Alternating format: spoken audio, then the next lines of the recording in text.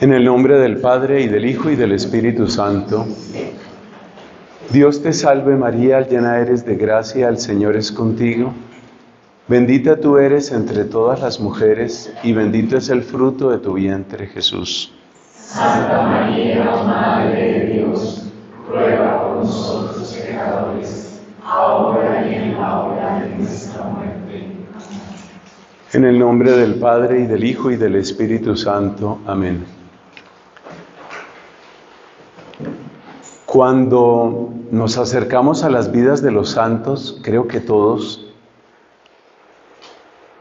experimentamos muchas veces admiración, pero también una especie de impotencia, porque es muy grande lo que realizan, porque son muy constantes, porque son muy generosos, muy penitentes, muy puros, muy humildes. Las virtudes en general brillan de una manera tan intensa en ellos que hay un momento en el que uno puede sentirse casi desanimado y uno puede sentir, yo nunca estaré en eso, o como algunas personas dicen, a manera de disculpa o quizás de excusa, yo no soy ningún santo. Si lo miramos en el contexto de este lugar tan bello en el que estamos, y si lo miramos en el contexto de lo que Dios ha hecho por nosotros, yo me atrevo a decirles algo, mis amigos. No hay frase más triste, no hay frase que denote un fracaso peor que decir eso. Yo no soy ningún santo. Porque fuimos creados para ser santos. Fuimos bautizados para ser santos. Cada uno de los sacramentos que hemos recibido, muy especialmente la confirmación, la Divina Eucaristía, cada uno de los sacramentos ha sido para que seamos santos. Entonces, imagínate que un escultor estuviera haciendo una escultura y dijera, esto no va para ninguna parte. Tú dirías, pobre hombre, está frustrado. Pues eso somos nosotros. Decir la frase, yo no soy ningún santo, es algo así como describir el más profundo de los fracasos. Pero al mismo tiempo nos damos cuenta de que nuestras fuerzas son limitadas. Y es aquí donde tiene su principal lugar esta palabra, la palabra oración. Ahí está toda la fuerza. Y toda es toda. Ahí está toda la posibilidad de un cambio. Una comparación que no es mía, pero que yo la he escuchado varias veces y la utilizo, es con todos estos aparatos que se conectan a la corriente eléctrica. Quitémosle la corriente eléctrica a ese proyector, el que nos permite ver esta imagen. Quitémosle la corriente y se acaba.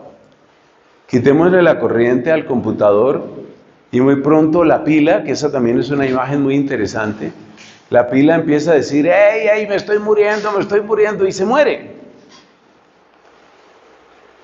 Toda nuestra posibilidad de alcanzar nuestra meta está en la oración. Me decía un monje, aunque no de este monasterio, me decía, cuando confieso sacerdotes, pero creo que igual vale para todas las personas, cuando confieso sacerdotes me basta una pregunta para saber cuál es el estado de ese hombre. ¿Cómo está tu oración? Esa pregunta lo resume todo.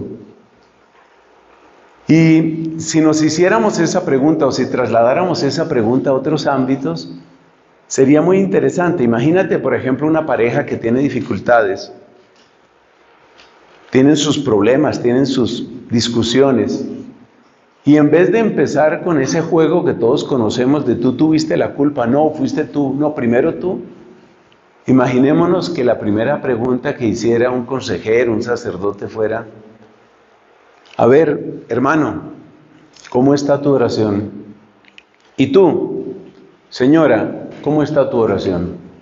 Esa es la pregunta fundamental. Vamos a asomarnos a lo que pudo la oración en la vida de Santa Catalina de Siena. Pero como gracias a Dios, y así estaba planeado, se hizo un pequeño recuento biográfico. Yo no voy a repetir aquí datos de biografía, sino que voy a tomar una aproximación que puede ser una sorpresa para algunos. Esa aproximación se llama H2E. Es decir, voy a hablar de cómo la oración es hogar, H, es hospital, otra H, y es escuela. Y me voy a atrever a decir que para Catalina de Siena, la oración fue su hogar, la oración fue su hospital y la oración fue su escuela. Y en ese hogar aprendió a vivir como hija de Dios, porque en los hogares uno aprende a ser hijo. Y cuando uno ve a una persona que está bien criada, pues siempre se pregunta de qué hogar viene esa persona. En el hogar ella aprendió a ser hija, pero ¿a ser cuál hija? No solamente hija de Jacobo y de Lapa, sino a ser hija de Dios. Eso lo aprendió en la oración. La oración fue su hogar. La oración fue su hospital. Una persona que fue atacada de tantas maneras, calumniada de tantas maneras, incomprendida de tantas maneras. Ella no era de bronce. Ella estaba hecha de lo mismo que cada uno de nosotros. Pero la oración fue su hospital. Y cuando tengo ocasión de predicar sobre Catalina, una y otra vez, ustedes me notan la admiración. Y yo digo, ¿de dónde puede venir tanta luz? Y claro, la respuesta es Dios. Se llama ciencia infusa lo que ella tuvo. O sea, tanta sabiduría, tan profunda sabiduría, viene de Dios. Pero la escuela de ella indudablemente fue la escuela de la oración. Entonces lo que vamos a hacer es irnos a la oración como hogar, la oración como hospital y la oración como escuela, que creo que tiene que resonar muy profundamente en nuestra querida familia espiritual. La oración como hogar. Ten en cuenta que uno vive más en pensamientos que en paredes. Uno vive más entre sus pensamientos que entre sus paredes. Y por eso hay personas que cambian de paredes, pero no cambian de pensamientos, y por eso siguen prisioneros. Y uno puede irse al fin del mundo, y si en el fin del mundo sigues con tus mismos pensamientos, sigues en la misma prisión. Por eso esta pregunta tan importante, ¿con quiénes vivo? Es decir, ¿con cuáles pensamientos, recuerdos, afectos, propósitos? Esos son los habitantes de mi hogar interior. Catalina, allá en su casa en Fontebranda, ella tenía su habitación, una pequeña habitación que yo tuve ocasión de visitar. Jamás olvidaré mi visita a la casa de Catalina en Siena. Y en esa pequeña habitación, uno podría decir, ella vivía en esa habitación. No, para ser más precisos, ella vivía en estos pensamientos, recuerdos, afectos, propósitos. Porque ahí es donde tú también vives. Si tú consideras que tú eres un error, que fue un error haber nacido, que eres un fracaso, te pueden llevar al palacio más hermoso. Tú seguirás sintiendo que eres un error y seguirás sintiendo que esas paredes te caen encima y que ese techo te denuncia. Entonces esta es una pregunta muy importante, ¿con quiénes vivo? ¿Cuáles son los pensamientos, los recuerdos, los afectos, los propósitos que me acompañan? ¿Cuáles son? Porque ahí es donde yo vivo. Pero lo mismo que hacemos con la casa física lo podemos hacer con la casa espiritual, que ustedes ya se dan cuenta que coincide en esto con la celda del conocimiento de sí mismo. Pues si uno tiene la casa desaseada, siempre existe una opción, ¿no? Que es ponerse a hacer limpieza. Pues también tú puedes limpiar tu casa. También tú puedes trabajar por limpiar tu casa. La casa interior. Y limpiar la casa es verificar cuáles son los pensamientos, los recuerdos, los afectos, los propósitos. Y empezar a limpiar eso. Es muy interesante ver que en la espiritualidad clásica católica siempre se habla de tres. Las tres fases, las tres edades, las tres etapas. Santiago nos estaba recordando precisamente esos tres escalones, fue la expresión que él utilizó, que es la de Catalina. Los pies, el corazón, la boca del crucificado. Tres escalones. Bueno, pues la espiritualidad clásica católica siempre habla de 3. Y el primer paso en la versión clásica católica se llama la vía purgativa. Lo primero que hay que hacer es limpieza de la casa. Si de verdad tú quieres iniciar una vida cristiana en serio, lo primero es hacer limpieza. Que es lo mismo que tú harías. Si tú te mudas y llegas a una casa que está bien cochina, pues lo primero que tienes que hacer es asearla. Ese es el primer pensamiento. ¿Qué es un hogar? Aquí describimos el hogar como lugar de descanso, como lugar donde soy yo mismo y como lugar donde puedo bajar la guardia. Son 3 expresiones muy bonitas que son muy típicas de un hogar. Yo creo que todos hemos conocido y tal vez hemos vivido en hogares disfuncionales. Pero digamos un hogar en el sentido propio y bello de la palabra es el lugar donde yo puedo descansar, donde me puedo rehacer. Es el lugar donde soy yo mismo. Es el lugar donde puedo bajar la guardia. Pues la oración se vuelve hogar cuando la oración es tu lugar de descanso. Acuérdate del ejemplo de Cristo y de sus santos. Siempre me llama la atención lo que nos cuenta el evangelista San Juan en el capítulo 6. Después de esa jornada impresionante de milagros que realiza nuestro Señor Jesucristo, cualquiera diría, bueno, ahora gran siesta o gran dormida. ¿Y qué es lo primero que hace Cristo? Se va solo a la montaña a orar. En la oración Él se rehace. Si uno no hace oración para descansar, entonces uno buscará el descanso en otra cosa y muy probablemente lo va a buscar donde no está Dios. El que no aprende a descansar en la oración, terminará buscando su descanso en lo que le aleja de Dios. Y por eso para muchas personas el descanso siempre significa vicio. Es muy triste, es muy lamentable lo que me comentaba un sacerdote, un diocesano.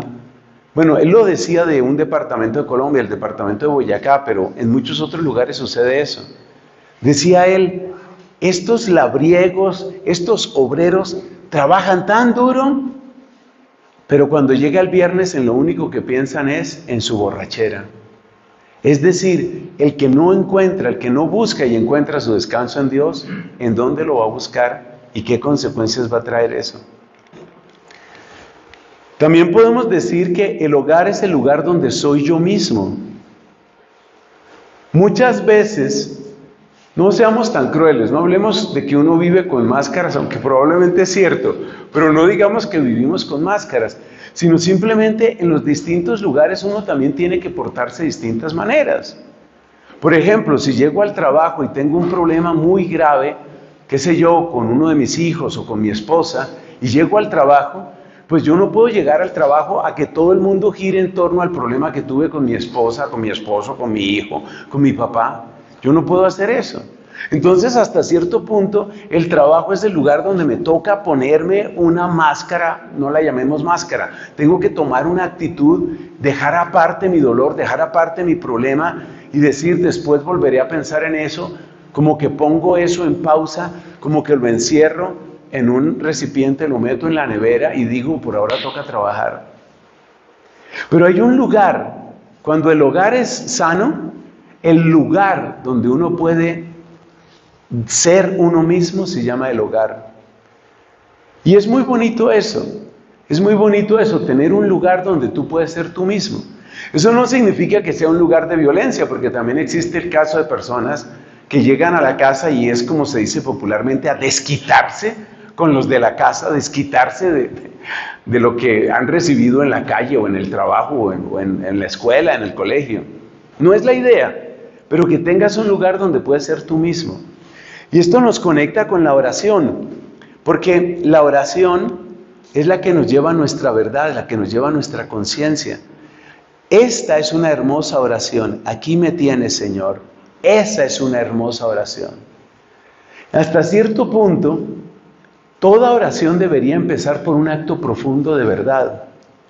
Y yo me he dado cuenta, no es un tremendo descubrimiento, sino que simplemente me he dado cuenta que muchos católicos creen que uno tiene que tener un determinado estado de ánimo para empezar a orar.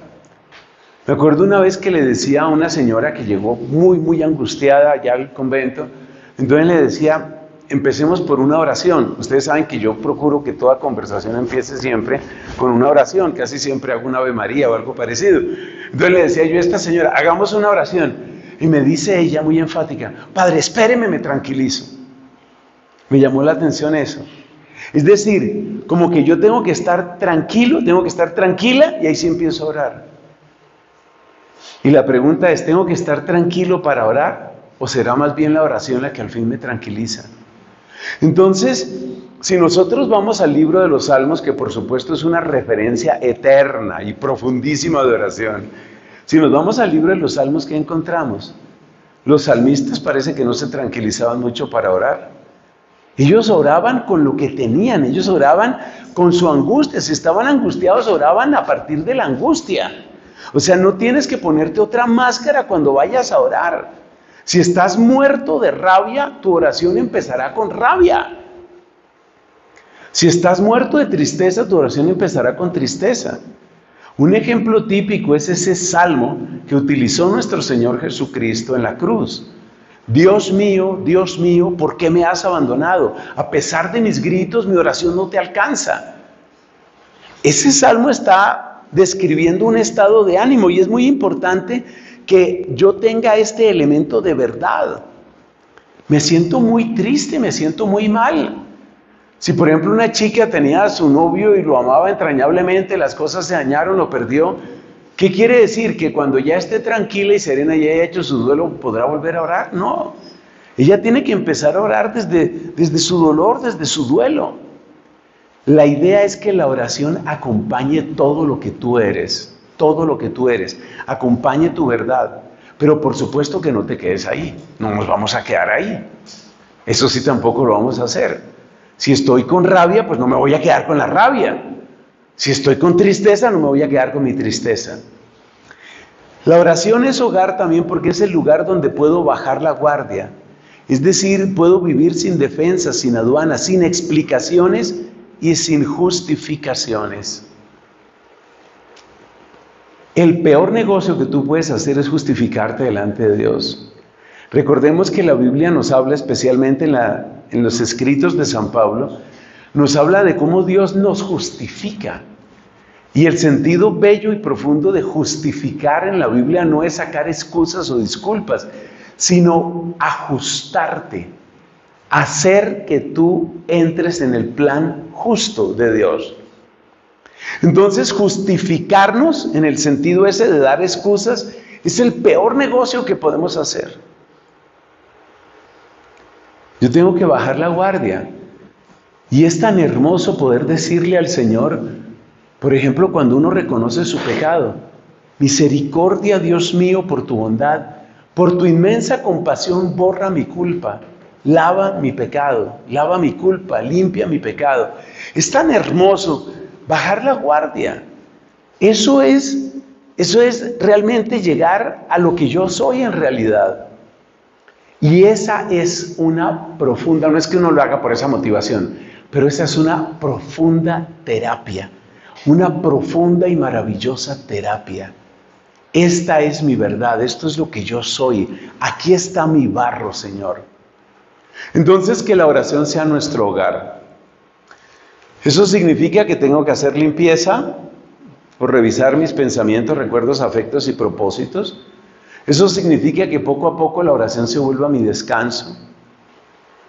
Hay un padre que se dedicó buena parte de su vida a predicar retiros. Es muy poco conocido, suena muy poco hoy. El padre René Voilom. René Voilom, que predicaba muchos retiros, tenía una idea que a mí me quedó muy grabada. Él decía, para nosotros, él te lo decía de los religiosos y los sacerdotes, pero ustedes lo sabrán adaptar. Él decía, para nosotros, el verdadero descanso es un retiro y el verdadero retiro es un descanso. Eso se parece mucho a esto. En cambio, fíjate que en la idea del mundo muchas veces el verdadero descanso, lo que la gente llama descanso, muchas veces es el desenfreno. Voy a comer hasta que me dé una indigestión, voy a beber hasta que me caiga la borrachera. Y resulta que el verdadero descanso no es ese. Encontrar en Dios nuestro descanso. Aprender a descansar en Él. Eso hizo Catalina. Catalina aprendió, hubo partes en su vida que esto yo no lo recomiendo, como dicen en las redes sociales y en las películas, no hagan esto en casa. Bueno, yo también les tengo que decir esa advertencia, no hagan esto en casa. Pero hubo épocas en la vida de Catalina en que ella dormía, del verbo dormir, ella dormía muy, muy poco, porque realmente era tanto lo que descansaba en la oración, en esos estados tan profundos de contemplación, era tanto lo que descansaba que dormía muy poco. No hagan eso en casa, a menos que Dios los lleve muy especialmente por ese camino.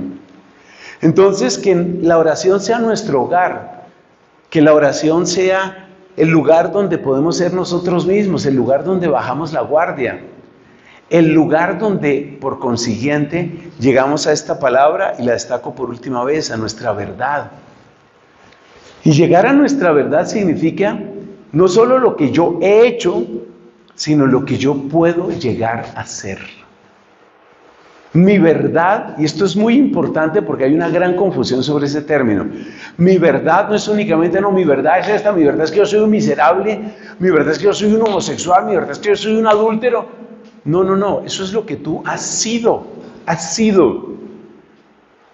Y tú no solamente eres lo que has sido. Atención a esa frase que parece tonta y es muy profunda. Tu verdad no es únicamente tu pasado, tu verdad también es tu futuro. Observe la frase que le dice Cristo al apóstol San Pedro. Tú eres Pedro.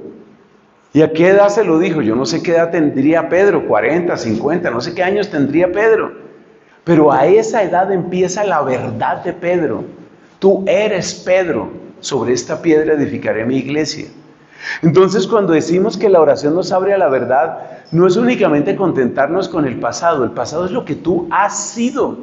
Pero lo más hermoso de tu historia no es el pasado, lo más hermoso de tu historia es lo que tú vas a hacer. Lo que tú vas a hacer con la acción de Dios. Avancemos. Uy, ¿qué pasó?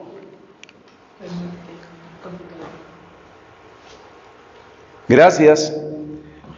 Entonces nos vamos aquí a la oración como hospital. Esto nos fascina. Hay 4 palabras aquí. Volvemos al tema de la limpieza. Recordemos cuál fue la oración que hizo el leproso, ¿no? Como Cristo con el leproso. ¿Cuál fue la oración del leproso? Si quieres, puedes limpiarme. Hoy nosotros tenemos oración con el Santísimo. Te invito a que hagas esa oración. Además de todas las palabras que se digan, los cantos, los motetes que tengamos, te invito a que hagas esa oración. ¿Esa oración cuál es? Si quieres, puedes limpiarme. Si quieres, puedes limpiarme. Y es muy importante saber que en el hospital hay que limpiar. Limpieza de opiniones del mundo, limpieza de quejas de la carne. Como bien nos explicaba Santiago, a través de las ventanas se entra mucha, pero mucha basura en forma de ideas y de afectos. Y uno tiene que limpiarse de mucha cosa. ¿Qué tengo yo en mi cabeza? Sácame eso. En una confesión me decía el sacerdote, y yo lo repito así con toda confianza, el sacerdote me decía, mire, la mejor forma de evitar los malos pensamientos es llénese de buenos pensamientos. Y los buenos pensamientos no son propósito de éxito, yo puedo todo. No, eso se llama autosugestión. Los buenos pensamientos son los que el Señor realmente pone en nuestro corazón. Llénate de esos pensamientos. Empieza a llenar tu corazón de esos pensamientos. Mire lo que hacían los primeros monjes, los monjes del desierto. ¿Qué hacían? Llegaba un muchacho, por ejemplo, un muchacho, 20, 25 años, que quiero ser monje. ¿Qué era lo primero que hacían? Lo ponían a aprenderse todo lo que pudiera de la Biblia, aprendérselo de memoria. Apréndase los evangelios, apréndase los salmos. Y uno dice, ¿pero qué pedagogía es esa? Pedagogía antiquísima, memorística. Por ahí anda una predicación que creo que le ha hecho bien a bastantes personas que se llama la santificación de la memoria, se la recomiendo. La santificación de la memoria. Llénese de la palabra de Dios. Imagínese cómo empieza a funcionar su cerebro cuando su cerebro es su gran aliado en su vida cristiana. Usted sabe que su cerebro funciona por conexiones, eso lo sabemos muy bien. Esas conexiones se llaman sinapsis. Son las conexiones entre las neuronas. ¿Qué significa que nosotros tengamos? ¿Qué significa que nosotros tengamos la palabra de Dios así bien asimilada? Significa que tus sinapsis están así eléctricas, y que tienes una respuesta y que tienes ahí la palabra directa. Cuando el demonio empezó a atacar a Cristo en el desierto, Cristo ya tenía la respuesta, Cristo ya tenía la palabra. Cristo respondía, porque la sinapsis del cerebro santísimo de nuestro Señor Jesucristo, nunca ha habido elogios al cerebro de Cristo. El cerebro santísimo de nuestro Señor Jesucristo ya tenía la sinapsis, o sea, las respuestas estaban listas, ya están listas. Entonces esa es la limpieza, es una limpieza profunda. Y a medida que tú te vas llenando de la sinapsis de Dios, estas opiniones del mundo, ¿dónde están? Aquí están las opiniones del mundo y las quejas de la carne. Mire, el día que nosotros aprendamos el daño que nos hacen las quejas, dejaremos de quejarnos. Yo les voy a confesar algo aquí de corazón a corazón. Desde hace bastantes años me he hecho el propósito. No significa que lo haya podido cumplir siempre, pero Dios me ha ayudado y cada vez lo hago más. Yo cada vez me quejo menos. He descubierto que la queja es tan poquito lo que trae y es tanto lo que quita. Mira, la queja es como echarle pintura negra a los anteojos, para los que utilizamos anteojos, que somos varios. La queja te disminuye. La queja no te ayuda en absoluto. Y la carne se queja mucho. El día está muy frío. No, mentiras, ahora está muy caliente. Estaba caliente el día, pero ahora hace frío la noche. Pero y este lugar, esto está como muy solo. Aquí hay mucho ruido. Quéjese y quéjese. La queja logra una cosa que es trágica. Y es que tú tengas olfato para las tinieblas, que tú tengas olfato para el mal. Y el que tiene olfato para el mal no va a encontrar pronto el bien. Menos quejas, por favor. Es que incluso desde el punto de vista interpersonal, dígame, ¿quién quiere vivir con una persona que se queja de todo? ¿Quién quiere vivir con alguien así? Menos quejas. No significa que lo haya alcanzado, ni mucho menos. Pero conscientemente, desde hace bastantes años tengo ese propósito. Y la verdad es que Dios me ha ayudado y yo he llevado una vida mucho mejor y espero llevar una vida cada vez mejor, con menos quejas. Porque finalmente las cosas que suceden y están más allá de nuestra voluntad solo pueden hacernos mejores. Escriba eso que le conviene. Las cosas que nos suceden y están más allá de nuestra voluntad solo pueden hacernos mejores. Esa lluvia que yo no quería, pero que tampoco la pude impedir, esa lluvia solo me puede hacer mejor.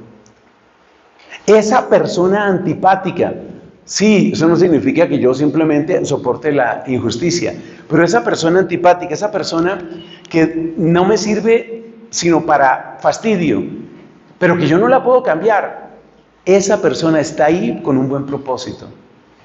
Sobre esto Catalina tiene una enseñanza impresionante, que no la vamos a poder explicar ahora, sobre el tema de la obediencia, lo que es la obediencia general, no solo la obediencia a nuestros superiores.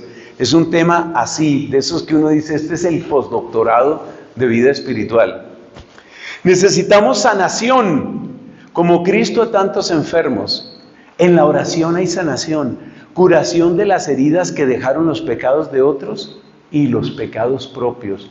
Atención, que las heridas que te causaron tus pecados se pueden sanar. Se pueden sanar. La oración de sanación es importante, oración de sanación de nuestro cuerpo. Es importante que si tú has tenido dificultades en tu familia, hagas oración para que Dios sane esas heridas. Y atención a un dato que lo hemos comentado con varios de ustedes, especialmente con Lina Catarina. Mucho cuidado con aquellas personas que ya se consideran sanas simplemente porque aprendieron a no pensar en sus problemas. Cuidado con eso. Les repito la frase. Cuidado con creer que estás sano porque aprendiste a no pensar un problema.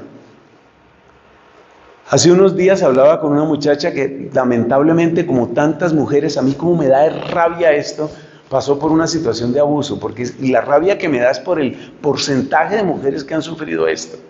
Bueno, esta muchacha pasó por eso, bueno, señorita, en fin, ella pasó por eso.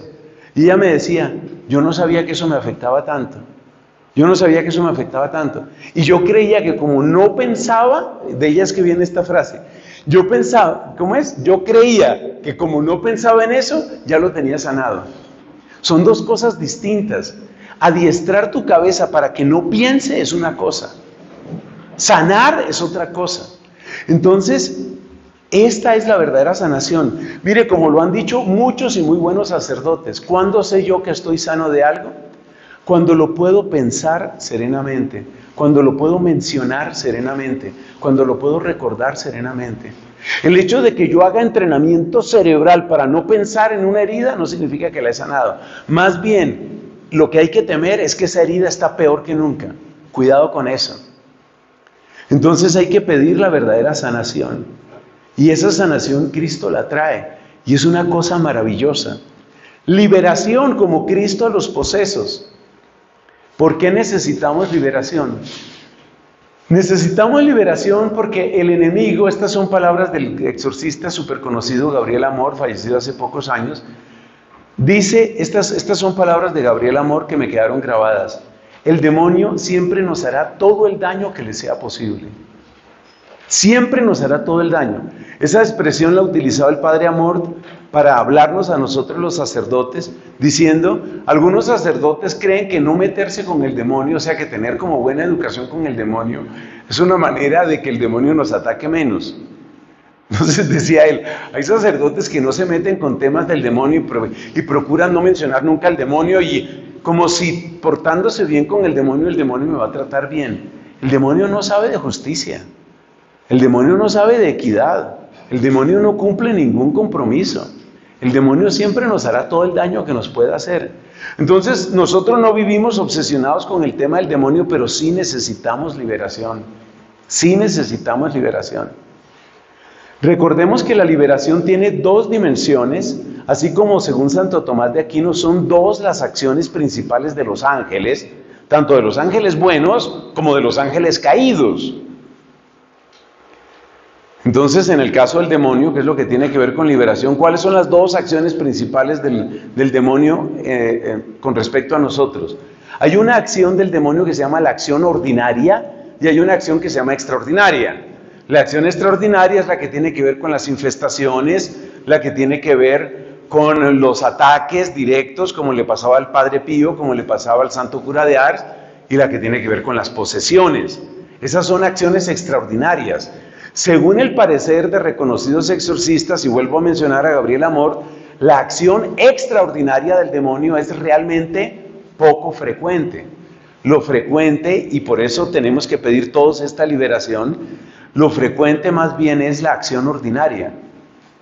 Y la acción ordinaria del demonio, ¿en qué se manifiesta? Nos enseña, bendita sea su memoria, Santo Tomás de Aquino, la acción ordinaria del demonio tiene que ver con la imaginación, la fantasía y la memoria. Es decir, que el procurar que tú te obsesiones con un modelo de felicidad, con un tipo de placer, con una clase de venganza, que una y otra vez vuelvas a pensar y vuelvas a pensar en lo mismo, eso es típico del demonio. Esto se nota, eso también lo enseña Santo Tomás, esto se nota en algunos pecados sexuales.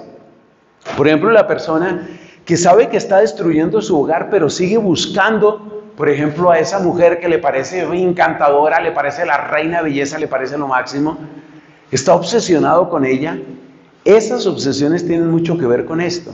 Es decir, no es que el demonio posea a ese hombre para que él peque, sino que simplemente una y otra vez le pone la imagen de ella, o del cuerpo de ella, o del placer que tuvo con ella, qué sé yo, el beso que se dieron, la caricia que se dieron, lo que sea. Entonces el demonio trabaja principalmente a través de la imaginación. Esto es de Santo Tomás, no es mío, claro. A través de la imaginación, la fantasía, la memoria. Entonces, cuando uno le dice a la gente que todos necesitamos liberación, pues siempre hay personas que dicen, pero yo ¿por qué? O sea, yo no he tenido nada de eso. No, sí. Mire, detrás de muchas historias de homosexualismo, detrás de muchas historias de suicidio, detrás de muchos adulterios, hay una verdadera acción del demonio. Pero no es una acción del demonio como la gente cree, en el sentido de que hagamos una oración de liberación y se acaba el asunto. No, es la acción ordinaria. Y la acción ordinaria requiere que nosotros tomemos conciencia de que tenemos una perturbación en nuestra imaginación o en nuestra memoria y que hagamos oración específicamente por eso, o la pidamos específicamente por eso. Entonces necesitamos liberación ahí. El demonio atacó mucho a Catalina de Siena. Algunas veces trataba de llevarla a la desesperación diciéndole, tu oración no vale nada, estás perdiendo el tiempo, todavía estás muy joven, deja ese camino estúpido que llevas, todavía te podrías casar y podrías hacer un hogar y cosas de esas. Le proponía cosas buenas y le llenaba la cabeza, eran horas y horas metiéndole eso en la cabeza. Ese es un tipo de ataque que el demonio hizo con ella. Ustedes se dan cuenta que no es una posesión, pero sí es un ataque. Y otro ataque típico del demonio hacia ella era tratar de llenarla de vanidad. Porque es que como Catalina, por bondad de Dios, logró unas conversiones que eran así como de antología, unas conversiones fantásticas en jóvenes, en sacerdotes, en teólogos, en obispos, en monjes. O sea, unas cosas pero increíbles. Entonces el demonio era llenarla de vanidad, llenarla de soberbia. Ella conoció esto y ella experimentó el poder de liberación. Tanto que cuando ella se llenaba de esa oración y reprendía al demonio que venía con estas imaginaciones, hubo un momento en el que el demonio la maldijo. Bueno, es que a mí me parece terrible decir esas palabras, pero las voy a decir porque eso fue lo que le dijo el demonio. Le dijo, maldita seas, la maldijo y le dijo, contigo no puedo. Muerto de ira, el demonio le dijo, maldita seas, contigo no puedo. O sea que hay liberación, hay un poder en la persona que ora. Y la oración nos libera de tantas cadenas, la oración nos libera de tantos engaños, la oración nos libera de tantas obsesiones. Mire, si oramos más en esta clave de liberación, estoy seguro que nuestra vida cambia mucho. Por último, no se nos olvide que la oración es hospital porque en los hospitales se unge. Todas esas pomaditas que nos ponen, pues son la idea de la unción, ¿no? No se nos olvide que el primer ungido es Cristo. Cristo es el primer ungido. ¿Para qué fue ungido Cristo? Con el Espíritu Santo en el bautismo. ¿Para qué fue ungido Cristo? La palabra Cristo quiere decir ungido. ¿Para qué fue ungido Cristo? Pues para vivir su vocación. Entonces en el hospital de la oración yo le tengo que decir al Señor, úngeme, úngeme. Si tienes problemas en tu hogar, úngeme, Señor. Probablemente tú eres el instrumento que Dios está utilizando para que el Evangelio llegue a tu casa, llegue a tu hogar. Pero si tú batallas solamente con tu cabeza y tus argumentos, si tú batallas únicamente con tus buenas intenciones, esas armas son demasiado pequeñas. Se necesita que tengas esto que aparece aquí, que se llama unción. Necesitas unción. Si tú tienes la unción de Dios, entonces tus palabras son mucho más eficaces y tus acciones son mucho más eficaces, porque tú eres la puerta por la que Cristo quiere entrar en tu casa. Porque tú eres la puerta por la que Cristo quiere llegar a tu círculo de amigos. Pasemos al último, esto va llegando a su conclusión. La oración es una escuela. ¿Qué les traigo en esta parte, amigos queridos? Les traigo 1, 2, 3, 4, 5, 6 y 7 preguntas, todas tomadas de la Biblia. Son 7 preguntas de la Biblia. Y estas preguntas, me interesa mucho que ustedes las tengan presentes, porque estas preguntas hacen de la oración una escuela. Recordemos de dónde salen estas preguntas. En el Génesis capítulo 3, Dios le pregunta a Adán, ¿dónde estás? En el mismo capítulo le pregunta a Eva, ¿qué has hecho? Por supuesto, yo pongo aquí la pregunta en primera persona, ¿dónde estoy? ¿Qué he hecho? Pedro le dice a Cristo, Señor, ¿a dónde iremos? Yo la pongo aquí en primera persona singular, ¿a dónde iré? En Hechos de los Apóstoles capítulo 2, la multitud le pregunta a Pedro, ¿qué tenemos que hacer, hermanos? Eso está en Hechos de los Apóstoles capítulo 2. Esto está en un salmo, ¿cómo pagaré al Señor todo el bien que me ha hecho? Que responde, alzaré la copa de la salvación invocando su nombre. Esta es otra pregunta también de salmo, ¿a dónde escaparé de tu mirada? Eso está en el Salmo 139, ahí sí me acordé. Y este es otro salmo, pero no tengo el número. No te tengo a ti en el cielo, y contigo que me importa la tierra. Amigos, ¿para qué les he traído estas preguntas? Porque estas son las preguntas que le dan profundidad a la oración. Muchas veces nuestra oración es superficial, y en lo poco que yo he podido observar, ojalá Dios me diera mejores ojos, yo he visto que la superficialidad de la oración está sobre todo en 2 cosas. La primera, que es la más conocida, cuando la oración se vuelve repetición puramente mecánica. Eso empobrece la oración, eso obviamente hace a la oración superficial. Pero hay otro tipo de superficialidad de la oración, que es la oración que se convierte solamente en descargo emocional. Es decir, cuando yo simplemente le estoy contando a Dios cómo me siento. Pero atención, antes dijimos que la oración es el lugar donde yo soy, puedo ser yo mismo, es el lugar donde puedo bajar la guardia. Sí, pero por favor que toda la oración no se te vaya en eso. O sea, por ejemplo, si tú estás así muerto de la ira porque tu hijo es un rebelde y estás muerto de la ira, pues tu oración tiene que empezar por ahí. Pero tu oración no se puede quedar ahí toda.